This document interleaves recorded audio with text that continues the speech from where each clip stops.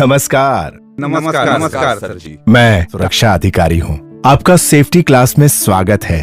भाइयों, इस क्लास में आने का उद्देश्य कंपनी, वातावरण और अपनी सुरक्षा के बारे में सीखना है। आप ये कहेंगे कि हर कोई अपनी सुरक्षा के बारे में जानता है, पर अब मैं आपको निर्माण स्थल पर विभिन्न खतरों और उनसे बचाव के बारे में बताऊंगा। दोस्तों, अब आप मुझे अपने बारे में जानकारी दीजिए। आप अपना नाम बताएं। सर, मेरा नाम रोशन यादव है। आपका घर कहाँ है? हैदराबाद। आपके घर में कौन कौन है? माँ, पिताजी, दादी, बहन और मेरी पत्नी। दोस्तों, आप लोगों का परिवार भी रोशन यादव जी के परिवार की तरह होगा। दोस्तों, आप जानते हैं आपको काम का अवसर क्यों मिलता है? आप बताएं। काम अच्छा करने से। ठीक है, अब आप बताएं। काम जानते हैं इसलिए। और आप? शरीर स्वस्थ हो तभी काम मिलता है। बिल्कुल सही। ईश्वर ने हम सबको एक स्वस्थ शरीर प्रदान किया है। हमारे हाथ पैर सलामत हैं और प्रकृति ने हमें अपंग नहीं बनाया। अगर हम में कोई शारीरिक विकार होते तो हमारे रोजगार की संभावनाएं कम हो जाती। इसलिए हमको इस बात का हमेशा ध्यान रखना चाहिए कि हमारा शरीर ही हमारे लिए सबसे मूल्यवान वस्तु है। ध्यान रखें, अगर शरीर स्वस्थ नहीं तो काम नहीं, और काम नहीं तो कमाई नहीं। अब मैं आपसे पूछता हूँ कि काम की क्यों आवश्यकता है? साहब, काम की वजह से हमारे परिवार की जरूरतें पूरी होती हैं। बिल्कुल ठीक। और इससे ही हम अपने बच्चों को अच्छी शिक्षा दिला सकते हैं। बहुत अच्छे। अब शायद आप मेरी बात को समझ रहे होंगे कि क्यों हमारी सलामती जरूरी है, क्योंकि हमारी सलामती ही हमारे परिवार की सलामती है। मैं इस तरह के प्रश्न आपसे इसलिए पूछ रहा हूँ क्योंकि जब परिवार है तो उसकी कुछ जरूरतें भी हैं, जैसे कि बच्चों की पढ़ाई, बहन की शादी, माँ का इलाज, घर बनाना, लोन चुकाना और भी कई दूसरी बुनियादी जरूरतें। कई लोगों की जिम्मेदारी हम पर होती हैं और एक दुर्घटना पूरी व्यवस्था को बिगाड़ देती है। दोस्तों, याद रखें, किसी कामगार के साथ घटित दुर्घटना जितना कष्ट उस कामगार को देती है, उससे कहीं ज्यादा दुखदायी उसके परिवार वालों के लिए होती है। मैं आप सबसे पूछता हूँ, सोचिए कि आप किसी दुर्घटना के शिकार हों तो क्या हो सकता है? साहब, जान जा सकती है। साहब, हाथ पैर भी बेकार हो सकते हैं। बिल्कुल ठीक। लेकिन अगर चोट जानलेवा नहीं है और कुछ समय में ठीक हो सकती है, तो क्या उस स्थिति में थोड़े खतरे लेकर काम करना उचित है क्या? नहीं साहब, जब तक चोट ठीक नहीं होती हम काम पर थोड़े आ सकते हैं। हाँ, और इलाज पर पैसा खर्च अलग, और फिर आमदनी भी बंद। और कहीं कोई हाथ पैर बेकार हो गया तो बाद में काम नहीं मिलेगा। सही कहा दोस्तों। तो सोचो, एक जरा सी लापरवाही से हुई दुर्घटना कितनी मुश्किलें लेकर आती है। प्यारे मित्रों, अब जब जान गए हैं कि दुर्घटना से क्या हानियां हैं, तो चलो ये जानते हैं कि दुर्घटना होती क्यों है। साहब, ये तो ईश्वर की मर्जी है। ईश्वर की नहीं, हमारी खुद की गलती से होती है दुर्घटना। ईश्वर भी उन्हीं की मदद करता है जो अपनी मदद खुद करते हैं। सही कहा साहब। अगर हम ही कुल्हाड़ी पे पैर मारेंगे तो चोट तो लगनी ही है। दुर्घटना होने के दो मुख्य कारण होते हैं। पहला, बचाव की जानकारी का अभाव, और दूसरा है अति आत्मविश्वास। साहब, थोड़ा विस्तार से बताएं तो शायद कुछ ज्यादा समझ में आए। तो सुनो, सबसे खतरनाक है अति आत्मविश्वास। खतरों की सारी जानकारी होते हुए भी ये सोचना कि कुछ नहीं होगा और खतरे उठाकर काम करने से ही सबसे ज्यादा दुर्घटना होती है। और इसलिए अब मैं आपको कार्य से संबंधित खतरे और उनसे जुड़ी सावधानियों के बारे में बताऊंगा। तो ध्यान से सुनिए उन बचाव के तरीकों के बारे में जिनका कार्यस्थल पर हमेशा पालन होना चाहिए। सुरक्षा प्रेरण कार्यक्रम। सुरक्षा के सामान्य नियम यानी जनरल साइट सेफ्टी रूल्स। 18 साल से कम और 60 साल से ज्यादा उम्र के लोगों को साइट के भीतर प्रवेश करने की अनुमति नहीं है। सभी लोगों को कार्य क्षेत्र में हर समय सुरक्षा हेलमेट और सुरक्षा जूते पहनना जरूरी है। अवैधानिक दवा या शराब पीना या इसके असर में रहने वाले व्यक्ति को नौकरी से बर्खास्त किया जाएगा। ऐसा करने वालों को देखने पर अपने सुपरवाइजर को सूचित करें। ऐसी कोई भी अवैधानिक दवा या शराब का सेवन कर रहे हैं जिसमें गाड़ी चलाना हो या मशीन चलाना आता हो, तो अपने सुपरवाइजर को इसकी जानकारी दीजिए। हर समय अपने काम पर ध्यान रखें। काम करते वक्त मजाक मस्ती न करें। अच्छा काम वो है जो साफ सुथरा हो, और साफ सुथरा काम सुरक्षित काम की शुरुआत है। इसलिए अपने काम के क्षेत्र में कचरे और मलबे को मत रखिए। अगर आपको ऊंचाई से डर लगता है, या आप मिर्गी, ब्लड प्रेशर या डायबिटीज के मरीज हैं, या आप भयभीत और बीमार रहते हैं, तो कभी भी ऊंचाई पर कार्य न करें। यदि आप बीमार हों तो काम पर न आएं और अपने सुपरवाइजर को उसकी रिपोर्ट करें। रोड पर चलते समय हमेशा बाईं ओर चलें और पार करते समय दोनों तरफ देख लें। बेकार चीजों को कूड़ेदान में ही डालें। कार्यस्थल पर पेशाब करना, धूम्रपान करना, दौड़ना या किसी भी वाहन के नीचे सोना सख्त मना है। काम करते वक्त मोबाइल का प्रयोग वर्जित है। किसी भी चीज को कभी ऊंचाई से न फेंके। नीचे से गुजर रहे व्यक्ति को गंभीर चोट लग सकती है। याद रहे, बिना प्रशिक्षण लिए आदमी को साइट पर काम करने की अनुमति नहीं है। अपने कपड़े, बाल और हाथ की सफाई करने के लिए कंप्रेस्ड एयर का उपयोग न करें। भार सही तरीके से उठाएं, पैरों के बल पर, न कि पीठ के बल पर। अगर सामान ज्यादा भारी हो तो मदद लें। अपने वजन पर नियंत्रण रखें। अंगों को फैलाने वाली कसरत करें। लगभग 20% दुर्घटनाएं निर्माण क्षेत्र में सामान उठाने के दौरान होती हैं। बैरिकेड क्षेत्र और जहां ऊंचाई पर काम चल रहा हो वहां प्रवेश ना करें। यदि आप पावर शॉवल्स, ट्रक्स और डोजर्स के आसपास काम कर रहे हो तो सुनिश्चित कर ले कि ऑपरेटर आपको देख सके। क्रेन से काम करने के लिए बैरिकेशन करना आवश्यक है। जब मशीन चल रही हो या गति में हो तब उसमें तेल, लुब्रिकेंट या ईंधन ना डालें। ऐसी कोई भी घटना जो दुर्घटना में तब्दील हो सकती थी, उस घटना को नियर मिस कहते हैं। अगर आप ऐसी कोई घटना देखें तो उसकी जानकारी तुरंत ही अपने EHS विभाग को दें। किसी भी फर्श और जमीन पे कोई भी खुली जगह को चेतावनी बोर्ड लगाकर कवर और बैरिकेशन करना चाहिए। मैनहोल, कुआं, सॉफ्ट टनल या कोई तंग जगह जहां ऑक्सीजन की कमी के कारण या ज्वलनशील गैस, जहरीली गैस रहने के कारण सांस लेने के लिए अयोग्य वातावरण हो, वहां प्रवेश ना करें। 2 चक्की वाहन पर सुरक्षा हेलमेट पहने। 4 चक्का वाहन या परिवहन वाहन को चलाते समय सीट बेल्ट लगाना आवश्यक है। सड़क सुरक्षा नियमों का पालन करें। यहाँ पर गाड़ी चलाने की गति मर्यादा 25 किलोमीटर प्रति घंटा है। अब आप बताएं, ऐसी कोई भी 4 चीजें जिनको कार्यस्थल पर नहीं करना चाहिए। सर, दौड़ना, धूम्रपान करना, वहां पेशाब करना और किसी वाहन के नीचे सोना मना है सर। बहुत अच्छे, बिल्कुल सही। चलिए अब आगे बढ़ते हैं। व्यक्तिगत सुरक्षा उपकरण यानी पर्सनल प्रोटेक्टिव इक्विपमेंट्स। शुरू करते हैं अपने अंगों की सुरक्षा से। अपने अंगों की सुरक्षा के लिए हमें इस्तेमाल करने पड़ते हैं व्यक्तिगत सुरक्षा उपकरण। ये व्यक्तिगत सुरक्षा उपकरण वो विशेष पोशाक या कुछ उपकरण होते हैं जो उस व्यक्ति को चोट से बचाने में मदद करते हैं। ये व्यक्ति के शरीर जैसे कि नाक, कान, आंख, सिर, चेहरा, हाथ, पैर और कुछ आंतरिक अंग, क्योंकि ये मुख्यतः श्रमिक के संपूर्ण शरीर की रक्षा करने के लिए होते हैं। तो बताइए, सबसे पहले शरीर के किस अंग की सुरक्षा के बारे में बात करें? सर, आदमी का सर ही सबसे पहले आता है, तो क्यों ना उसके बारे में बताएं? हाँ बिल्कुल, सिर की सुरक्षा। सिर हमारे शरीर का एक महत्वपूर्ण अंग है। सुरक्षा हेलमेट का उपयोग किसी भी गिरती हुई चीज से सिर को बचाने के लिए अति आवश्यक है। ध्यान रखिए कि हेलमेट की पट्टी हमेशा बंधी होनी चाहिए। आंखों की सुरक्षा। आंखें हमारे शरीर का बहुत अनमोल अंश है, इसलिए चोटों से हमारी आंखों की रक्षा करना जरूरी है।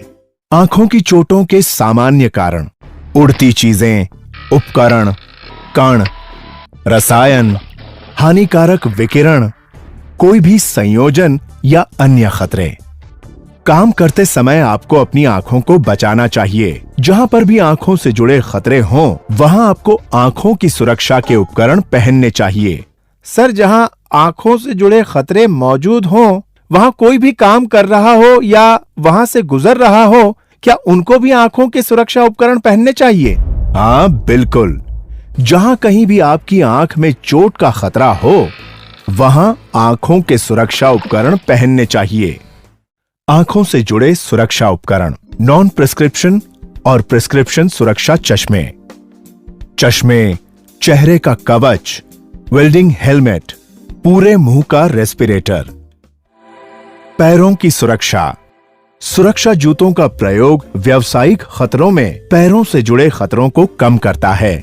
सुरक्षा जूते हमारे पैरों को इन खतरों से बचाते हैं। पैकेज या चीजों का गिरना, ढीली और अव्यवस्थित सतह, बिजली की सप्लाई, उपकरण आदि, घूमती वस्तुएं, लंबे पाइप आदि, पैर के स्तर पर नुकीली सामग्री, भारी सामान की ठोकर लगने से जो मुख्य रूप से निर्माण स्थानों पर मौजूद होते हैं। उसके अलावा सीमेंट या रेत के संपर्क में आने पर बचाते हैं। श्रवण सुरक्षा, कई निर्माण स्थान पर आवाज के खतरे होते हैं। ज्यादा मात्रा में आवाज हमारी सुनने की क्षमता को आगे जाके नुकसान कर सकती है। न सुनाई देने की वजह से काम पर खतरे और भी बढ़ जाते हैं। अगर आवाज कम ना हो या कंट्रोल में ना हो, जब आवाज 85 डेसिबल से ज्यादा हो, तब सही फिट होने वाले श्रवण सुरक्षा उपकरण पहनने चाहिए। 2 प्रकार के श्रवण सुरक्षा उपकरण होते हैं, ईयर प्लग, ईयर मफ। हाथ की सुरक्षा, जहां जहरीले करोसिव पदार्थ के स्पर्श में आने का, छिलने का, खरोचने का, गर्म स्थान छूने का, बिजली के झटके का खतरा हो, वहां सही प्रकार के दस्ताने पहनना आवश्यक है। हाथ के दस्ताने आपको इनसे सुरक्षा देते हैं, जैसे कि रसायन, घर्षण, गर्मी, कटना, छिद, हाई वोल्टेज इंसुलेटिंग। हाथों से जुड़े सुरक्षा उपकरण, किसी भी रसायन के साथ काम करते समय रसायन प्रतिरोधक दस्ताने अवश्य पहने। सामान को उठाते समय हमें कॉटन के दस्ताने पहनना आवश्यक है। श्वसन सुरक्षा, साइट पर मौजूद धूल मिट्टी यानी कि सीमेंट, लकड़ी, रेत, धुआं आदि की वजह से हमारी सांस की नली को नुकसान हो सकता है। सही फिट होने वाले श्वसन संबंधी सुरक्षा उपकरण, नोज मास्क का प्रयोग करें। श्वसन उपकरण के प्रकार, पेपर और कपड़े के डिस्पोजेबल नोज मास्क। ऊंचाई से गिरने से बचने के लिए सुरक्षा उपकरण, निर्माण स्थान पर ज्यादातर दुर्घटना ऊंचाई से गिरने पर होती है। गिरने से बचने के लिए फुल बॉडी हार्नेस को 2 मीटर से ज्यादा ऊंचाई पर काम करते वक्त इस्तेमाल करना चाहिए। Double lanyard full body harness को 100% बांधना चाहिए। फुल बॉडी हार्नेस में 2 लैनियार्ड्स होते हैं। आपकी सुरक्षा के लिए दोनों लैनियार्ड जरूरी है, उसको निकालना वर्जित है। काम की जगह पर जाने से पहले हार्नेस को जमीन पर ही पहन लेना आवश्यक है। किसी भी हालत में बिना फुल बॉडी हार्नेस पहने ऊंचाई पर जाना वर्जित है। हार्नेस पहनते समय कुछ संदेह लगे तो सुपरवाइजर की मदद लें। फुल बॉडी हार्नेस की रस्सी को बांधने का स्थान, फुल बॉडी हार्नेस की रस्सी को ऐसे स्थान पर न बांधें जो कमर की ऊंचाई से कम हो। इस बात का विशेष ध्यान रखें कि फुल बॉडी हार्नेस की रस्सी को बांधने के लिए मजबूत जगह का चुनाव करें। हो सके तो रस्सी के क्लैंप को लूप करके बांधें।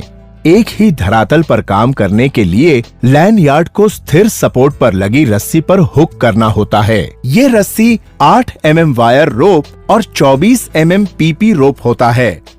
इस रस्सी का उपयोग सिर्फ हुक करने के लिए होता है, न कि सामान आदि को खींचने के लिए। फॉल अरेस्टर्स, फॉल अरेस्टर्स ऐसे उपकरण हैं जिसमें आदमी के गिरने की स्थिति में हार्नेस से बंधे लैनयार्ड में तनाव आने पर वर्टिकल रोप पर लॉकिंग हो जाती है और आदमी गिरने से बच जाता है। कपड़े, कपड़े हमारे शरीर के कई अंगों को इनसे सुरक्षा देते हैं, जैसे गर्मी, ठंडी, विकिरण, हानिकारक छींटे आदि। हमेशा सही फिट होने वाले कपड़े पहने, निजी सफाई का ख्याल रखें और गंदे कपड़े जैसे कि तेल और ग्रीस लगे कपड़े न पहने। इन्हें न पहने। खराब या फटे दस्ताने, ढीले कपड़े, अंगूठी, घड़ी या कोई और आभूषण, क्योंकि इनका चलती मशीन में फंस जाने का खतरा होता है। इसी कारण खुले लंबे बाल भी न रखें। तो मित्रों, अब जब आप सब लोगों ने सुरक्षा उपकरणों के बारे में जानकारी ले ली है, तो मेरे कुछ सवालों का जवाब देने की कोशिश करें। सबसे पहले इस तस्वीर को ध्यान से देखकर बताएं कि इसमें क्या गलत है। हाँ, तुम बताओ। सर, इस आदमी ने हेलमेट तो पहना हुआ है, मगर इसने हेलमेट की चिन स्ट्रिप नहीं लगा रखी है। बिल्कुल सही। चलिए दूसरी तस्वीर देखिए और बताइए कि इन दोनों में से कौन सी सही है। हाँ, तुम बताओ। सर, इसने अपनी हार्नेस के लेनार्ड को जहां बांधा है, वो स्थान उसकी कमर से नीचे है। उसको कमर से ऊपर होना चाहिए। बहुत अच्छे दोस्तों। चलिए अब आगे बढ़ते हैं। खुदाई सुरक्षा यानी एक्सकवेशन सेफ्टी। मित्रों, खुदाई का काम एक जटिल प्रक्रिया है और इसको सावधानी से करना चाहिए। खुदाई की प्रक्रिया के दो महत्वपूर्ण हिस्से होते हैं। पहला, खुदाई शुरू करने से पहले की सुरक्षा तैयारी। हम सभी जानते हैं कि जमीन के अंदर बहुत सी यूटिलिटीज हैं, जैसे कि बिजली के केबल, पानी की पाइपलाइन, गैस की पाइपलाइन, गंदे पानी की पाइपलाइन, अन्य संचार के केबल्स। खुदाई से पहले ये जानना जरूरी है कि जमीन के अंदर क्या है, और अगर है तो उन्हें खुदाई से पहले सही तरह से अलग अलग कर देना चाहिए। खुदाई शुरू करने से पहले अपने सुपरवाइजर से खुदाई के क्षेत्र के लिए आवश्यक वर्क परमिट लें। ऐसा करने से पता चलेगा कि जमीन के नीचे क्या यूटिलिटीज हैं। सुपरवाइजर को ये परमिट उस कार्य क्षेत्र के प्रभारी से लेना आवश्यक होगा। इसके बाद ही खुदाई का काम शुरू करने की अनुमति होगी। वर्क परमिट के आधार पर आपके सुपरवाइजर आपको बताएंगे कि कौन सी सावधानियां आपको लेनी चाहिए, जिसे कि स्थिति अनुसार एक या अधिक निम्नलिखित सावधानियों में से चुनकर काम में लाई जाएगी। ए, मार्कर्स और ड्राइंग्स को इस्तेमाल करते हुए व्यक्तिगत यूटिलिटीज के स्थान। बी, अत्याधुनिक उपकरण जैसे केबल अवॉइडेंस स्टूल का इस्तेमाल करते हुए यूटिलिटीज के स्थान। सी, यूटिलिटीज की स्थिति की जांच करने के लिए ट्रायल पिट्स बनाना। डी, सेवाओं को अलग करना। खुदाई शुरू करने से पहले सुनिश्चित करें कि इन मुद्दों का प्रबंध हो, जैसे कि जमीन के नीचे की और ऊंचाई की उपयोगिताएं और उनके स्थान, स्लोपिंग और शोरिंग की आवश्यकताएं, तंग स्थान की जरूरतें, मशीन स्थापन, आवागमन की सुविधाएं, निरीक्षण के मापदंड, रद्दी स्थापन, बिजली के तार जमीन के अंदर और ऊपर और अन्य खतरे। अगर चट्टान या पथरीली जमीन में विस्फोट करने की जरूरत हो तो सिर्फ सही लाइसेंसधारी ब्लास्टर की देखरेख में ही ये काम होना चाहिए। काम से जुड़े सभी लोगों को उपयुक्त बातों की पूरी जानकारी ट्रेनिंग देकर दें। ये उन्हें जानना जरूरी है। दूसरा, खुदाई करते वक्त सुरक्षा के नियम। खुदाई के सभी खुले किनारों से कम 1 मीटर की दूरी पर घेरा या बैरिकेशन लगाएं और प्रत्येक दिन जांच लें कि वे सही ढंग से लगे हुए हैं। आने जाने के लिए सीढ़ी लगाएं। ध्यान रखें कि लकड़ी या बैम्बू की सीढ़ी का इस्तेमाल वर्जित है। निकाली गई मिट्टी और मलबे को किनारे से कम 1.5 मीटर दूर रखना चाहिए, और अगर गड्ढा ज्यादा गहरा हो तो गड्ढे की गहराई जितनी दूरी पर मलबे को रखें। कड़े पत्थर के अलावा मिट्टी के ढेर को सही कोण में रखें। हर तरह की मिट्टी के लिए सही तिरछापन, सीढ़ी नुमा कटाई, शोरिंग का इंतजाम करें। खुदाई के किनारों के पास गाड़ी न चलाएं, क्योंकि इससे मिट्टी धंसने का और किनारों की मिट्टी में दरार पैदा होने का खतरा हो सकता है। सुनिश्चित करें कि मिट्टी को सरकने से रोकने के लिए खूंटे गाड़े जाएं। तेज वर्षा और बाढ़ आने के बाद खुदाई के स्थान पर बिना निरीक्षण और अनुमति के बगैर गड्ढे में प्रवेश न करें। खुदाई के दौरान पावर लाइन के स्पर्श से बचने के लिए अवरोधक लगे टूल और उपकरण का इस्तेमाल करें। ब्लास्टिंग के दौरान असर में आने वाले क्षेत्र की घेराबंदी करके सुरक्षा संकेत के बोर्ड लगाएं। वर्क परमिट में लिखे होने के बावजूद अगर आपको कोई यूटिलिटीज के अंदर रहने का आभास मिले तो तुरंत अपने सुपरवाइजर को खबर करें और काम बंद कर दें। चलिए दोस्तों, अब ध्यान से देखिए और बताइए इस तस्वीर में क्या क्या गलत दिखता है। सर, खुदाई से निकाली हुई मिट्टी किनारे के बहुत करीब रखी है और खुदाई के खुले किनारों की तरफ टेप भी नहीं लगा है। बहुत अच्छे। और ध्यान से देखिए, खुदाई में अंदर या बाहर जाने के लिए सीढ़ी भी नहीं है। बहुत अच्छे दोस्तों, चलिए अब आगे बढ़ते हैं। भाड़ा और सीढ़ी यानी स्कैफोल्डिंग एंड लैडर। भाड़ा। दोस्तों, हम यहाँ भाड़े के काम पर सुरक्षा के महत्व पर चर्चा करेंगे, क्योंकि निर्माण स्थल पर भाड़े की बहुत जरूरत होती है। याद रखें कि सुरक्षा नियमों की अनदेखी से भाड़े के काम में बहुत दुर्घटनाएं होती हैं। अब हम भाड़े संबंधी सावधानियों की शुरुआत करते हैं। भाड़े के फ्रेम्स की जगह को मार्क करें। मार्क किए हुए स्थान पर लकड़ी के तख्ते या कंक्रीट के स्लैब रखें। ध्यान रहे कि जमीन समतल होनी चाहिए। भाड़े की सामग्री की जांच करें और फिट होने पर ही इस्तेमाल करें। भाड़े की डिजाइन इस तरह की होनी चाहिए कि वो व्यक्तियों और सामानों का 4 गुना भार ले सके। ये निश्चित करें कि सारे भाड़े हर समय बिल्कुल लेवल पर होने चाहिए। हर एक 3 मीटर की ऊंचाई पर भाड़े को किसी मजबूत ढांचे से सपोर्ट दें। काम करने वाले प्लेटफॉर्म पर गार्ड लगेंगे, जिसमें ऊपर और नीचे के रेल और टो बोर्ड शामिल हैं। ऊंचाई प्लेटफॉर्म की सतह से टो बोर्ड 100 मिलीमीटर, बीच का रेल 600 मिलीमीटर, ऊपर का रेल 1000 मिलीमीटर। प्लेटफॉर्म पर जाने के लिए सहज और सुरक्षित साधन होना चाहिए, जैसे पोर्टेबल सीढ़ी, रैंप या रनवे।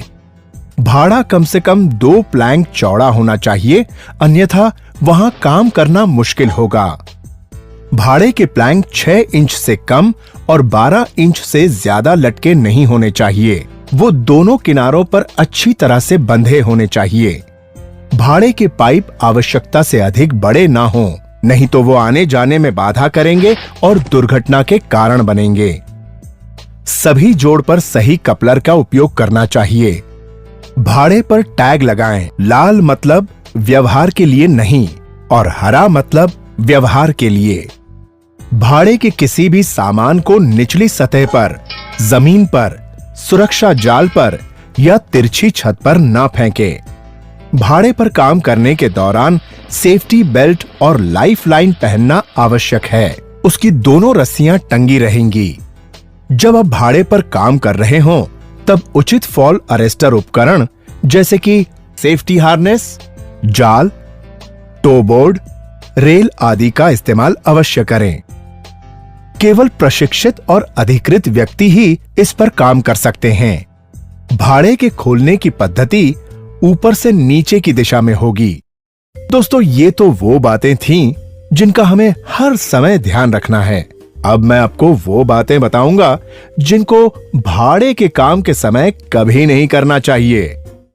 भाड़े के ऊपर अधिक ऊंचाई पाने के लिए सीढ़ी ना लगाएं। खाली ड्रम या पीपे का उपयोग भाड़े के रूप में या भाड़ा बनाने के सहारे के रूप में नहीं करना चाहिए। अधिक गांठ वाले तख्ते इस्तेमाल ना करें, वो कमजोर हो सकते हैं। सीढ़ियां। जब सामान्य कार्यस्थल इक्विपमेंट की बात आती है, तो सीढ़ी से सरल कुछ भी नहीं है, क्योंकि ये साधारण सी चीज लगती है, इसलिए अधिकतर लोग इसमें निहित खतरों को नजरअंदाज करते हैं। फिर भी गिरने के कारण 15% दुर्घटनाएं और मौत कार्यस्थल पर होती है। इनमें बहुत गिराव सीढ़ी से होते हैं, जिसे कुछ अद्भुत बातों पर अमल कर टाला जा सकता है। काम में लाने से पहले सुनिश्चित करें कि लैडर या स्टेप लैडर सुरक्षित हालत में है, जिसके लिए निम्नलिखित जांच करें। न दिखने वाली खराबियों की जांच करें, जैसे मुड़ना, झुकना, फट जाना, पार्ट्स का ढीला हो जाना, काफी घिस जाना आदि। प्रत्येक दिन काम से पहले ही इनकी जांच कर लें। सीढ़ी के पैर जमीन के पूरी तरह संसर्ग में रहें और जमीन खुदाई वाली मिट्टी, ढीली मिट्टी और तेल, ग्रीस से मुक्त होनी चाहिए। सीढ़ी लैंडिंग प्लेटफॉर्म की सतह से 1 मीटर ऊपर निकली हो और सीढ़ी के दोनों किनारे अच्छी तरह से बंधे होने चाहिए। सीढ़ी पर हमेशा 3 स्थल पर स्पर्श बनाए रखें। उतरते समय आपका चेहरा सीढ़ी की तरफ हो। सीढ़ी पर चढ़ते उतरते समय सामान न ले जाएं। प्रत्येक 4 फुट की सीधी ऊंचाई पर सीढ़ी के आधार पर 1 फुट बाहर निकला होना चाहिए। जमीन से उसका एंगल 65 से 75 डिग्री होना चाहिए। काम चलाओ सीढ़ियां काम में न लाएं। चलिए अब आगे बढ़ते हैं। सांचे का काम, कंक्रीटिंग यानी फॉर्म वर्क, कंक्रीटिंग। मित्रों, कंक्रीट के काम से पहले सांचे का काम किया जाता है। तो पहले जानते हैं सांचे के काम से जुड़ी हुई कुछ सुरक्षा जानकारियां। सांचे का काम। सांचे के काम वाले कार्यस्थल पर अच्छी गृह व्यवस्था बनाए रखें। टूटे या खराब पुराने सामान को कार्यस्थल से बाहर कर दें। अवांछित लकड़ी के तख्ते, शटर, प्लेटफॉर्म आदि को कार्यस्थल से बाहर कर दें और निर्धारित जगह पर तख्ता लगाकर रखें। पटरों को खोलने के बाद उसमें लगी कीलों को निकाल दें। लकड़ी के शटरिंग प्लैंक को सुव्यवस्थित रूप से रखना चाहिए, एक के ऊपर एक। हस्त उपकरण जैसे हथौड़े, छैनी आदि ठीक होने चाहिए और उसकी चोट वाली सतह मुड़ी या फटी ना हो। ऊंचाई वाले सांचे तक पहुंचने के लिए सही रास्ता लगाएं। शटरिंग के सपोर्ट को बगल से ब्रेसिंग लगाएं और कंक्रीटिंग करने से पहले इसकी जांच कर लें। लकड़ी की शटरिंग लगा देने के बाद वहां चिंगारी या आग पैदा करने वाला काम न करें। कंक्रीटिंग। सीमेंट कंक्रीट का काम रोजमर्रा की बात है, जिसमें हजारों कामगार और स्वयं कार्यकर्ता लगे हुए हैं। इनमें से कुछ लोगों को कंक्रीट मिलाने, ढोने और ढलाई के दौरान गंभीर चोटें लगी हैं। अतः वो कोई भी जो कंक्रीट हैंडलिंग का काम कर रहा है, चाहे वो निर्माण स्थल या निवास, रास्ते या सड़क के किनारों पर काम करते समय उपयोगी सामान्य सुरक्षा की सीख लेनी और व्यवहार में लानी चाहिए, जो रोकथाम, सुरक्षा और कॉमन सेंस सावधानी से संबंधित है। इन नियमों का उपयोग आपके सिर, पीठ, चमड़ी और आंखों की रक्षा के लिए है। सभी खुले स्थान को ढक दें और गिरने से रोकने के लिए मजबूत बैरिकेशन करें। दोस्तों, सांचे और कंक्रीट के काम के वक्त अच्छी गृह व्यवस्था के लिए किन बातों का ध्यान रखना चाहिए? हाँ, आप जो पीछे बैठे हैं, आप बताएं। सर, एक तो टूटे या खराब पुराने सामानों को कार्यस्थल से बाहर कर देना चाहिए। दूसरा, पटरों को खोलने के बाद उससे कीलों को निकाल देना चाहिए, जिससे उन कीलों से किसी को चोट न लगे। और अपने बचाव के लिए कंक्रीटिंग के दौरान रबर के दस्ताने, गॉगल्स और गमबूट पहनने चाहिए। इसके बाद आता है परिवहन ट्रक, जो कि कंक्रीट की मिश्रण को बैच प्लांट से कंक्रीट डालने के स्थान तक लेकर जाता है। कंक्रीट ट्रक के साथ जुड़ी हुई सुरक्षा जानकारियां इस प्रकार हैं। परिवहन मिक्सर। ट्रांजिट मिक्सर को सिर्फ प्रशिक्षित और अधिकृत ड्राइवर ही चलाएंगे। गाड़ी को पीछे करने के दौरान रिवर्स हॉर्न और लाल बत्ती का इस्तेमाल करें। सहायक या इशारा करने वाले व्यक्ति हमेशा पीछे आने के समय ड्राइवर को रास्ता दिखाएंगे और वो ऐसी जगह खड़े होंगे जहां ड्राइवर उसे देख सके। जब कंट्रोल का शूट खुली अवस्था में हो, तब ट्रांजिट मिक्सर को आगे न बढ़ाएं। किसी भी निर्माण स्थल पर ट्रांजिट मिक्सर की गति 15 किलोमीटर प्रति घंटे से अधिक न हो। अगर खोदे गए गड्ढे या खाई के समीप काम करना हो तो ट्रांजिट मिक्सर को किनारे से काफी दूरी पर खड़ा करें और स्टॉप ब्लॉक्स लगाएं। तो मित्रों, अब जब हमारी कंक्रीट निर्माण स्थल तक पहुंच चुकी है, तो उसको कंक्रीट डालने वाली जगह पहुंचाने के लिए हम इस्तेमाल करते हैं कंक्रीट पंप का। कंक्रीट पंप के इस्तेमाल से दूर इन बातों का ध्यान रखना चाहिए।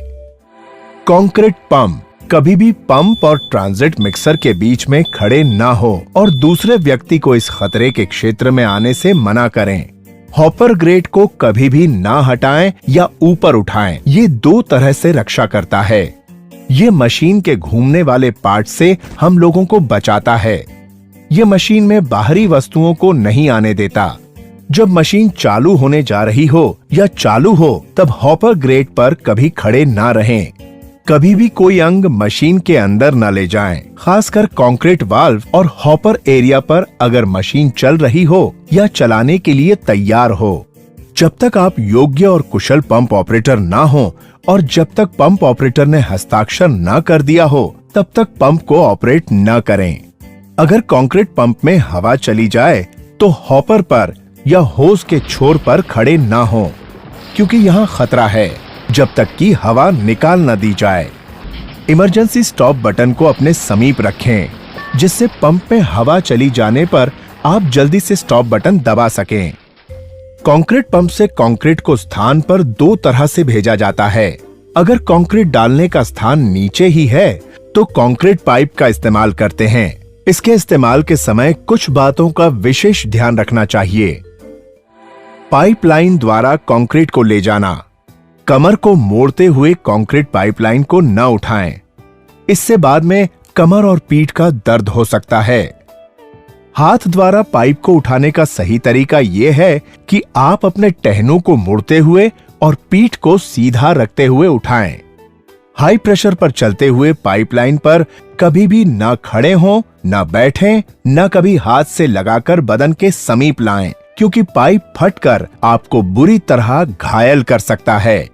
दबाव से भरे पाइपलाइन को कभी ना खोलें जब तक ऑपरेटर पंप को उल्टा ना चला ले और वो कहे कि अब पाइपलाइन को खोलना सुरक्षित है। अगर पाइपलाइन को कंप्रेस्ड एयर से साफ किया जा रहा हो तो डिस्चार्ज एरिया के नजदीक खड़े ना हों। हमेशा सफाई के लिए बॉल कैचर का इस्तेमाल करें। कंक्रीट पाइपलाइन को भाड़े के टावर से सपोर्ट ना दें। कंक्रीट के पाइपलाइन को मजबूत सपोर्ट दें। जहां मोड़ आए वहां अलग से सपोर्ट दें, जिससे कि पाइप में हलचल ना हो। रुकावट को साफ करने के लिए कभी भी कंप्रेस्ड एयर का इस्तेमाल न करें। कंक्रीट पाइप को सुरक्षित करने के लिए बाइंडिंग वायर्स का इस्तेमाल न करें। उचित क्लैंप वेजेस का प्रयोग करें। अगर कंक्रीट करने का स्थान ऊंचाई पर है तो बूम प्लेसर की मदद से कंक्रीट को ऊंचाई पर पहुंचाया जाता है। इसके इस्तेमाल के समय जिन बातों का विशेष ध्यान रखना चाहिए वो है बूम प्लेसर द्वारा कंक्रीट की पंपिंग। संचार के लिए वॉकी टॉकी या साफ और संक्षिप्त में दिए गए हस्त सिग्नल का प्रयोग करें। बूम पंप के इर्द गिर्द साफ स्थान और वातावरण हो, जैसे कि वहां ऊपर लगे बिजली के केबल, पेड़ की शाखाएं आदि ना हो जहां बूम का परिचालन होगा। कभी भी होज और स्ट्रक्चर के बीच में ना आए, क्योंकि वहां बूम से कुचले जाने की आशंका है। होज पर पकड़ ना आने दें। पंप में इतना पावर होता है कि वो होज को सीधा कर देगा, तोड़ देगा और उससे लोगों को चोट लग सकती है। उस जगह पर रुकावट हो जाने से वहां और होज में अधिकतम कंक्रीट दबाव पैदा होता है। होज पाइप को चलाने के समय पीछे की ओर न चलें। क्या आप में से कोई मुझे ये बता सकता है कि अगर कंक्रीट पंप के हॉपर में लगे ग्रेट को हटाकर उसे चलाएं तो उससे क्या खतरे हो सकते हैं? सर, हॉपर पे लगा ग्रेट हमारी दो तरह से रक्षा करता है। एक तो वो हमारे अंगों को मशीन के घूमते हुए हिस्सों से बचाता है, दूसरा वो मशीन में तेजी से जाते हुए कंक्रीट को बाहर आने से रोकता है। बिल्कुल सही। चलिए अब आगे बढ़ते हैं। बिजली से सुरक्षा यानी इलेक्ट्रिकल सेफ्टी। बिजली की सुरक्षा से संबंधित दुर्घटना की रोकथाम के लिए बचने के उपाय जरूरी हैं, क्योंकि जहां पर भी बिजली की ऊर्जा मौजूद है वहां बिजली के झटके के कारण चोट या मृत्यु की संभावनाएं हो सकती हैं। इसलिए ये जरूरी है कि बिजली और व्यक्ति के बीच सीधे संपर्क को रोकने के लिए पर्याप्त सुरक्षा अपनाई जाए। तो बात करते हैं बिजली और बिजली से चलने वाले उपकरणों के उपयोग से जुड़े हुए कुछ सुरक्षा के नियमों की। Construction power supply. धातु वाले डिस्ट्रीब्यूशन बोर्ड यानी डीबी ही लगाएं, जिसमें वर्षा के बचाव के लिए हुड कवर लगे हों। डीबी या सब डीबी की मजबूत अर्थिंग करें। 30 मिली एम्पियर की सेटिंग के साथ ELCB या RCCB के द्वारा ही पावर सप्लाई करें। बिजली के मेन पैनल पर रबर की चटाई और अग्निशामक की व्यवस्था करें। बिजली के शेड में कोई विश्राम न करे। क्षति से बचने और पैर में अटकने से बचने के लिए बिजली LT-HT के केबल को जमीन के अंदर या ऊंचाई पर ले जाएं। पावर लाइन के नजदीक कभी भी धातु की सीढ़ी या कोई सामान आने न दें। वर्षा से भीगे या पानी में पड़े पावर केबल का इस्तेमाल न करें। जोड़ी गई बिजली के केबल के इस्तेमाल से बचें या ध्यान रखें कि केबल का जोड़ सही तरीके से इंसुलेटेड हो। कभी भी तार को खींचते हुए पावर से डिस्कनेक्ट ना करें। प्लग को सॉकेट से खींचते हुए डिस्कनेक्ट करें। पावर देने के लिए 3 पिन वाला औद्योगिक प्लग टॉप लगाएं। खुले तारों से बोर्ड से सप्लाई न लें। केबल या उपकरण पर कोई काम करने से पहले पावर सप्लाई को साफ वाट पर अलग कर दें। बिजली के सारे उपकरण एवं मशीनें जैसे welding machine, motor, winch, pump आदि की दोहरी अर्थिंग करें। किसी भी मशीन का मेंटेनेंस करने से पहले पावर सप्लाई को बंद करके लॉकआउट टैगआउट का प्रयोग करें। घूमने वाले पार्ट पर गार्ड होने चाहिए। मशीन के नजदीक ढीले कपड़े ना पहने। आग बुझाने से पहले उस मशीन की पावर सप्लाई बंद करने के बाद आग को बुझाएं। सभी पोर्टेबल हस्त उपकरण में 3 पिन और 3 कोर केबल वाला कनेक्शन लगाएं। बारिश के दौरान खुले स्थान में पोर्टेबल पावर उपकरण न चलाएं। हाथ के लैंप में धातु वाले गार्ड और 24 वोल्ट की सप्लाई हो। पावर की ऑन पोजीशन में कभी भी हैलोजन लैंप को स्थानांतर न करें। किसी भी स्थिति में ऑपरेटर को इलेक्ट्रिकल कनेक्शन से छेड़छाड़ नहीं करनी चाहिए। केवल समर्थ और अधिकृत इलेक्ट्रिशियन ही बिजली की सप्लाई देंगे। अलग पहचान के लिए वे लाल रंग का हेलमेट पहने। दोस्तों, क्या आप में से कोई मुझे बिजली के तारों के उपयोग से जुड़ी कोई भी 2 महत्वपूर्ण बातें बता सकता है? सर, एक तो इस बात का ध्यान रखना चाहिए कि जोड़ी गई बिजली की केबल का इस्तेमाल से बचना चाहिए और ध्यान रखना चाहिए कि केबल का जोड़ सही तरीके से इंसुलेटेड हो। दूसरा, वर्षा से भीगे या पानी में पड़े पावर केबल का इस्तेमाल ना करें। और तीसरा, पावर लाइन के नजदीक कभी भी धातु की सीढ़ी या कोई सामान ना आने दें। बिल्कुल सही। चलिए अब आगे बढ़ते हैं। सर सामान और मशीन यानी प्लांट एंड मशीनरी। मशीनें कार्यस्थल का एक मजबूत अंग होती हैं और मशीनों के साथ काम करते वक्त हमें कुछ खास बातों पर ध्यान देना आवश्यक होता है। जैसे उपकरणों को काम में लाने से पहले उन्हें तीसरे पक्ष के अधिकृत व्यक्ति द्वारा कार्य योग्यता का सर्टिफिकेट प्राप्त करें। सामान उठाने वाले सारे उपकरण पर पहचान नंबर, कार्यक्षमता मार्क होनी चाहिए, जिससे उसे संबंधित टेस्ट सर्टिफिकेट के साथ मिलाकर जांच की जा सके। सामान उठाने वाले उपकरणों, जिसमें ठेकेदार के उपकरण भी शामिल हैं, उनके साथ संबंधित बनाने वाली कंपनी का टेस्ट सर्टिफिकेट और उसके ऑपरेशन मैनुअल उपलब्ध रहने चाहिए। भार उठाने वाले सारे उपकरण सर्टिफिकेट की निर्धारित सीमा के बाद इस्तेमाल न किए जाएं। महत्वपूर्ण जगहों पर सुरक्षा के साइन बोर्ड, पोस्टर आदि दर्शाए जाएं, जैसे लटकते सामान के नीचे न रहें आदि। सभी सुरक्षा गार्ड लगे रहें। सुरक्षा के सभी उपकरण और बचाव साधन को हटाना, बदलना, खोलना, निरस्त करना या छेड़छाड़ करना मना है। सभी गाड़ियों में पीछे मुड़ने पर बजने वाला हॉर्न लगा रहना आवश्यक है और गति सीमा 25 किलोमीटर प्रति घंटा रहे। गाड़ी के ड्राइवर सही लाइसेंस धारक हों और गाड़ी चलाने के समय मोबाइल फोन का इस्तेमाल न करें। हाँ तो भाइयों, अगर आपके दिमाग में कोई प्रश्न है तो आप पूछ सकते हैं। सर, अगर सामान उठाने वाले पर परीक्षण टैग न लगा हो तो क्या करना चाहिए? अगर आपके हाथ में ऐसे उपकरण आए जिस पर प्रशिक्षण टैग न हो तो आपको इसकी जानकारी अपने सुपरवाइजर को देनी चाहिए और उस उपकरण का इस्तेमाल नहीं करना चाहिए। ठीक है सर। चलिए अब आगे बढ़ते हैं। फैब्रिकेशन यार्ड में सुरक्षा यानी फैब्रिकेशन यार्ड सेफ्टी। दोस्तों, अब हम बात करते हैं फैब्रिकेशन यार्ड में काम करने के दौरान याद रखने वाली कुछ सुरक्षा से जुड़ी हुई बातों की।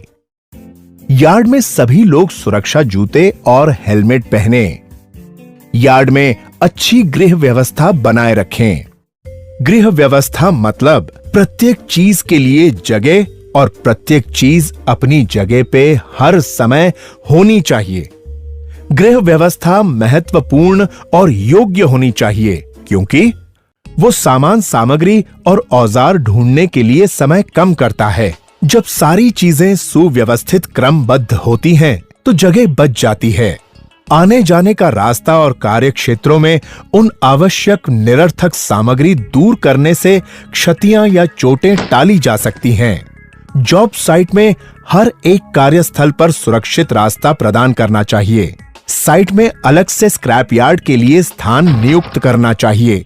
साइट की सड़कें अर्थात रास्ते क्रमबद्ध सामग्री द्वारा साफ होनी चाहिए, जिसकी वजह से वाहनों की आवन जावन सुरक्षित और स्वतंत्र हो सके। भारी सामग्री के रखने के दौरान फिसलना, गिरना और घूमने जैसे खतरे का ध्यान रखना चाहिए। प्लेटफॉर्म और वॉकवेज को ऑयल, ग्रीस या स्लिपरी स्लिपेज की जगहों से मुक्त रखना चाहिए। वेल्डिंग केबल्स, पावर केबल्स को सही रास्ते से ले जाया जाए, जिससे कि वे वाहन द्वारा न कुचल दिए जाए। गैंट्री रेल्स के दोनों तरफ 1 मीटर की कम से कम दूरी तक कोई सामान न रखा जाए। डीबी, पैनल्स, स्विचेस आदि तक पहुंचने के रास्ते साफ रखें। अग्निशामक ऐसी जगह पर रखे जाएं, जहां से वे सुविधापूर्वक इस्तेमाल किए जा सकें। अब हम बात करेंगे ग्राइंडिंग सुरक्षा के बारे में। जब नया ग्राइंडिंग व्हील लगाया जाए, वो कम से कम 1 मिनट तक चलाया जाना चाहिए। वो संतुलित और टूटना नहीं चाहिए। ऑपरेटर को अपनी सुरक्षा के लिए एक साइड पर खड़े रहना चाहिए। शायद तकनीकी खराबी की वजह से व्हील बाहर भी निकल सकता है। अत्यधिक या ज्यादा कंपन आमतौर पर यह संकेत करता है कि व्हील गोलाकार विभाग से बाहर निकल गया है। इस तरह के या अन्य कोई भी प्रकार का व्हील जो संतुलित ना हो, उसका उपयोग ना करें। व्हील के ऊपर अत्यधिक जोर लगाकर काम नहीं करना चाहिए। व्हील के ऊपर घर्षण किस प्रकार का है, उससे ही व्हील की काटने की क्षमता कितनी है, वो निर्धारित होता है।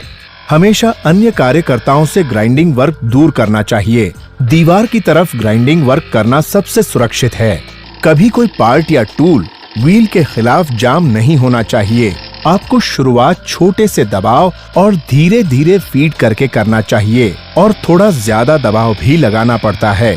ये एक गलत मान्यता है कि जितना ग्राइंडर उछलता है उतना ही कार्य को शार्प करता है। ये व्हील विस्फोटक करने का कारण बन सकता है। व्हील का अत्यधिक आरपीएम या व्यास ज्यादा होने के कारण व्हील टूट सकता है। कभी भी टूटे हुए व्हील का उपयोग नहीं करना चाहिए। हमेशा आंखों की सुरक्षा के उपकरण पहनने चाहिए। सुरक्षा कवच का उपयोग करें। तो क्या आप कभी ग्राइंडिंग व्हील को उसकी निर्धारित सीमा के ऊपर चलाएंगे? नहीं, कभी नहीं। बहुत अच्छे। आप सब भी इस बात को याद रखें। दोस्तों, फैब्रिकेशन यार्ड के धरातल पर साफ साफ मार्किंग कर दें, जैसे वेल्डिंग बूथ, गैंट्री क्रेन, सामग्री स्टोर, सिलेंडर उतारने, चढ़ाने और रखने की जगह, शॉर्ट ब्लास्टिंग और रंगाई आदि। सिलेंडर को स्टैंड पर रखकर या दीवार से जुड़ी हुई सतह से चेन या स्ट्रैप द्वारा बांधकर स्थायित्व प्रदान करें। गैस सिलेंडर के वाल्व को कैप और कवर लगाएं। सिलेंडर को ले जाते समय लुढ़काएं या फेंके नहीं। गैस सिलेंडर को लाने ले जाने के लिए ट्रॉली का इस्तेमाल करें। कटिंग टॉर्च और सिलेंडर के दोनों तरफ फ्लैशबैक अरेस्टर लगाएं। वेल्डिंग केबल और पावर केबल को एक दूसरे पर ना लपेटने दें। ऐसा करने से गर्म वेल्डिंग के स्पर्श से पावर का इंसुलेशन कमजोर हो सकता है और शॉर्ट सर्किट भी हो सकता है। रेडियोग्राफी टेस्ट करने के लिए ये सुनिश्चित करें कि संबंधित विभाग से कार्य अनुमति रेडियो एक्टिव साइन बोर्ड के साथ घेराबंदी करें। उस क्षेत्र में प्रवेश निषेध है। रोशनी की पूरी व्यवस्था करें। रात में कार्य के दौरान परिवर्तित साइन लगाएं। सर, हाँ बोलिए। रेडियोग्राफिक टेस्ट के लिए सबसे उपयुक्त समय कौन सा होता है? रेडियोग्राफी टेस्ट के लिए रात का समय या छुट्टी का समय सबसे उपयुक्त होता है, क्योंकि तब काम भी होता है और लोग भी कम होते हैं। चलिए अब आगे बढ़ते हैं। सामान की ढुलाई यानी मटेरियल हैंडलिंग। उद्योग के लिए प्रभावी तरीके से सामान को ढोना और रखना काफी महत्वपूर्ण होता है। कच्चे माल के अलावा ये प्रक्रियाएं पुर्जे और छोटे संयुक्त उत्पाद को कार्यस्थल पर पहुंचाने और ले जाने में मदद करती है और ये सुनिश्चित करती है कि जहां जरूरत हो वहां सामान पहुंचे।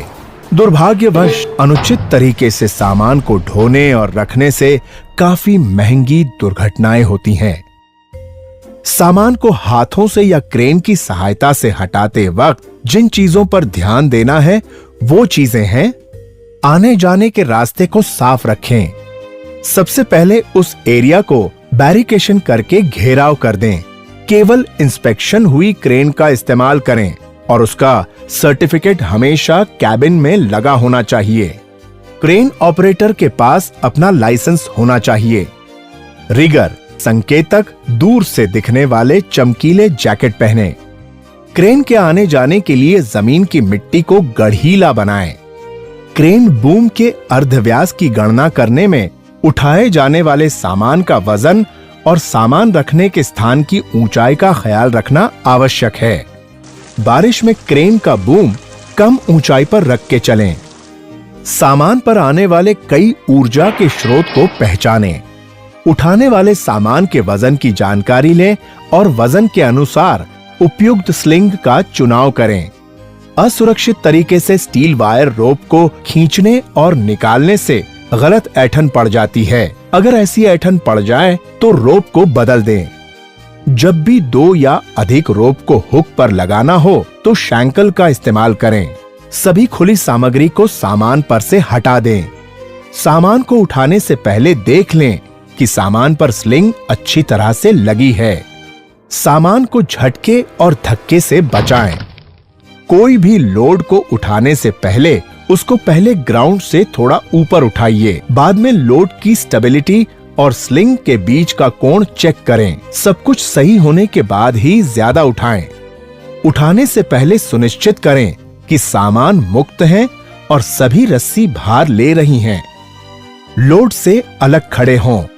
झूलते हुए सामान और क्रेन के आगे वाले टायर से दूर रहें।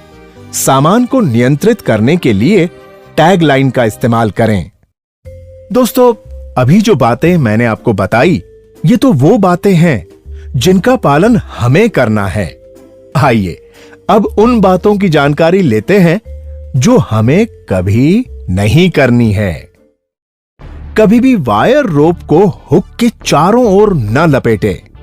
कभी भी किसी व्यक्ति के ऊपर से सामान को न ले जाएं। कभी भी झूलते हुए सामान के नीचे काम न करें। किसी भी लटकते हुए या झूलते हुए भार के नीचे अपना हाथ न रखें। जब क्रेन या होइस्ट को देखने वाला न हो तब कभी भी सामान को झूलते हुए न छोड़ दें। सामान के नीचे से जब स्लिंग को बाहर निकाला जा रहा है तो अपने आप को स्लिंग से दूर रखें। क्रेन का इस्तेमाल कार्य को आसान बनाता है, लेकिन इस बात का भी ध्यान रखना पड़ता है कि अगर क्रेन के इस्तेमाल के समय कुछ महत्वपूर्ण बातों पर ध्यान नहीं दिया जाए तो बड़ी दुर्घटना भी हो सकती है। प्रसारण और विवरण, टावर निर्माण एवं तार टांगना। इस कार्य के 2 मुख्य हिस्से होते हैं। पहला है टावर का निर्माण और दूसरा है टावर पर तार लगाना। इन दोनों ही कामों में अत्यधिक सावधानी की जरूरत होती है। आइए बात करते हैं टावर निर्माण की। टावर निर्माण केवल अनुभवी लोगों की टीम को काम करना चाहिए। सुनिश्चित करें कि टावर निर्माण के दौरान ऊंचाई पर काम कर रहे कामगार बीमारियों से मुक्त हों। निर्माण के सभी समय अनुभवी एवं सक्षम सुपरवाइजर तैनात रहें। कामगारों के वहन के लिए ट्रैक्टर का इस्तेमाल न करें। निर्माण स्थल पर सभी कामगार एवं सुपरवाइजर सेफ्टी हेलमेट पहने और चिन स्ट्रैप भी लगाएं। टावर पर कार्यरत कामगार दोहरी रस्सी वाले पूरे बदन वाले सेफ्टी बेल्ट तथा मचान पर टांगने वाले हुक का इस्तेमाल करें। सुपरवाइजर हमेशा सुनिश्चित करें कि चढ़ते और उतरते समय कामगार एवं रस्सी अवश्य ढांचे से बंधी रखें और टावर पर स्थानांतर के दौरान भी ऐसा ही करें। टावर से चढ़ते उतरते समय स्टेप बोल्ट से उतरना चाहिए, वो भी फॉल अरेस्टर मैकेनिज्म के साथ। टूल्स, बोल्ट आदि सामान कामगार के बदन से लटकते बैग में रखकर ही ले जाएं। उन्हें हाथ में लेकर न चढ़ें या उतरें। डेरिक तथा अन्य सामान ढोने वाले उपकरण जैसे वायर रोप, पीपी रोप, डी शैकल, पुली आदि काम में लाने से पहले प्रतिदिन जांच की जाए। निर्माण कार्य में सिर्फ टेस्ट किए हुए टूल्स जिनका सही सर्टिफिकेट हासिल हो वही इस्तेमाल किए जाएं। टावर का निर्माण सिलसिलेवार ढंग से हो। ऊपर के भाग का कार्य तब तक शुरू न किया जाए जब तक कि नीचे वाली सतह के सारे सदस्य और ब्रेसिंग पूरी तरह न लग गए हों और सभी बांधने वाले नट बोल्ट अच्छी तरह न कस दिए गए हों। डेरिक में 3 गाई रोप बंधे हों जिसमें कोई जोड़ न रहे। निर्माण के दौरान लगाए गए गाई का लंगर मजबूत खंबे से लगा हो, जैसे स्टील की खंती से एक लंगर सिर्फ एक ही गाई को सपोर्ट दे। क्षितिज एवं गाई रोप के बीच का कोना अधिकतम 45 डिग्री हो। प्रधान पांव के सदस्य लगे हुए स्टेप बोल्ट के द्वारा उठाए जाएं और पूरी तरह कस दिए जाएं। रस्सी या स्लिंग को टावर से बांधने में नर्म बोरे आदि की पैकिंग लगाएं। लटकते लोड के नीचे किसी कामगार को न खड़े रहने दें। दोस्तों, अब आप ध्यान से इस तस्वीर को देखें और बताएं कि इस कामगार ने जो सुरक्षा बेल्ट पहन रखी है, क्या वो ठीक है? हाँ, आप बताएं। सर, इस कामगार ने एक रस्सी वाली सेफ्टी बेल्ट पहना है, जो कि गलत है। इसको दोहरी रस्सी वाली पूरे बदन की सेफ्टी हार्नेस पहनना चाहिए। शाबाश, मगर क्यों? टावर पर जब हमें अपनी जगह बदलनी हो तो हम पहली रस्सी को खोले बिना दूसरी रस्सी को पहले नई जगह बांध देते हैं, फिर पहली रस्सी को खोलकर जगह बदल देते हैं। इससे हम पक्का कर लेते हैं कि हम किसी भी वक्त बिना बंधे नहीं रहते। बहुत अच्छे, आप सब भी इस बात को याद रखें। तार टांगना। दोस्तों, टावर के बन जाने के बाद का मुख्य काम होता है तार लगाना। इस कार्य को करते वक्त कुछ सावधानियां बरतना जरूरी है। उनमें से कुछ मुख्य बातें जो याद रखना जरूरी है वो इस प्रकार हैं। गाई का कोना जमीन से 45 डिग्री से ज्यादा न हो। पीछे का स्टे मजबूत स्टील रोप का हो। निर्माणाधीन लाइन के समांतर अगर कोई सक्रिय पावर लाइन जाती है तो उससे कंडक्टर पर इंडक्शन असर हो सकता है, जिसे निष्क्रिय करने के लिए सेक्शन के दोनों छोरों पर तथा बीच में भी कुछ स्थानों पर अर्थिंग लगाएं। तनाव देते समय फिटर लोग टावर बॉडी के अंदर रहें तथा उन्हें क्रॉस आर्म पर खड़ा न रहने दिया जाए। तनाव देने वाले और तार खींचने वाले तथा सुपरवाइजर के बीच संवाद के लिए वॉकी टॉकी का उपयोग करें। खतरनाक मौसम में काम बंद रखें। अलग अलग प्राधिकार जैसे हाईवे, रेलवे, वन विभाग आदि से आवश्यक मंजूरी लेना चाहिए। अगर किसी वर्तमान सक्रिय पावर लाइन को पार करना हो तो पावर लाइन को निष्क्रिय कराएं और कार्य अनुमति वर्क परमिट अवश्य लें। बिजली के इंडक्शन असर की जांच के लिए मल्टी टेस्टर का भी उपयोग करें। नींव के गड्ढे जो हस्त औजार और मनुष्य के द्वारा की गई हो और जिनकी चौड़ाई गहराई 2 मीटर बाय 2 मीटर हो। कंक्रीटिंग खत्म होने के बाद नींव के गड्ढे को बिना देखभाल ना छोड़ें। इसके चारों ओर घेराबंदी करें या इसे चित्र में दिखाए गए तरीके से ढके। मस्तूल को सावधानी पूर्वक BFR क्रेन का इस्तेमाल करते हुए खड़ा करें। खड़ा करने के बाद तुरंत इसका जमीन से बंधन लगाएं, जिससे ये सुरक्षित हो जाए कि मस्तूल मजबूती से तेज हवा चलने पर भी स्थिर रहे। किसी सुयोग्य एवं अधिकृत व्यक्ति के मार्गदर्शन में ही तार के खींचने का काम किया जाए। खींचे हुए तार में बांधकर पूरे बदन वाले सुरक्षा बेल्ट का इस्तेमाल करें। ये सुनिश्चित करें कि रेल की पटरी पर इस्तेमाल की गई सीढ़ी ट्रॉली पर चक्का जाम करने वाले स्टॉपर लगे हों। ये भी सुनिश्चित करें कि कम से कम 3 व्यक्ति सीढ़ी के आधार को पकड़े रखें ताकि वो खिसक न जाए। सुरक्षा बेल्ट के लैनयार्ड को लटके तार से बांधें।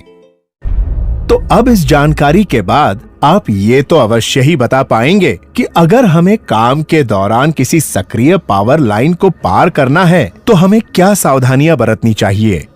सर, ऐसा करने से पहले हमें वर्क परमिट अवश्य लेना चाहिए। वर्क परमिट लेने की प्रक्रिया इस बात को पक्का कर देती है कि कार्य से पहले पावर लाइन निष्क्रिय कर दी जाएगी और मल्टी टेस्टर से बंद लाइन के इंडक्शन असर की भी जांच हो जाएगी, तभी वर्क परमिट मिलेगा।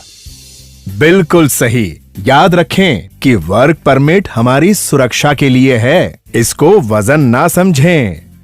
चलिए अब आगे बढ़ते हैं। रेलवे। दोस्तों, निर्माण कार्य से जुड़े सभी कार्य की सुरक्षा जानकारी हमने ली। आइए अब हम रेल विभाग से संबंधित कार्य की सुरक्षा जानकारी लेते हैं। रेलवे विभाग से सभी प्रकार के काम को करने के लिए कार्य अनुमति प्राप्त करें। रेलगाड़ी के ड्राइवर को सावधान करने के लिए कार्य क्षेत्र के दोनों तरफ लाल झंडा लगाएं। कार्य क्षेत्र पर एक संकेतक खड़ा करें जिसके पास लाल और हरा झंडा तथा वॉकी टॉकी हो। जब सक्रिय मार्ग पर काम हो रहा हो तो कामगारों को रेल की पटरी को पार नहीं करना है। ये बात प्रत्येक दिन टूल बॉक्स की बातचीत में बताई जानी चाहिए। ब्रैकेट को लगाने के लिए जब मस्तूल पर चढ़ना हो तो सीढ़ी का इस्तेमाल करें। मस्तूल पर जब काम करना हो तो अपने सेफ्टी बेल्ट की रस्सी को मस्तूल में लगाएं। रेल की पटरी के किनारे पर निर्माण कार्य के सामान को उतारते वक्त एक सुपरवाइजर अवश्य रहें। मस्तूल पर तार लगाने के काम के लिए जब रेल कार डेक का इस्तेमाल हो रहा हो तो ब्लॉक परमिट अवश्य लें। हाँ तो भाइयों, जैसा मैंने पहले कहा कि सभी दुर्घटनाएं रोकी जा सकती हैं और अगर हम सब लोग साथ साथ मिलकर सुरक्षित तरीके से कार्य करें तो हम दुर्घटनाओं पर काबू पा सकते हैं। कार्यस्थल पर लोगों की सुरक्षा और कार्य खुशहाली की कामना करते हैं। अतः आज सीखे हुए सुरक्षा के सभी प्रावधानों का पालन करें और असुरक्षित कार्य प्रणाली को विदा करें। धन्यवाद।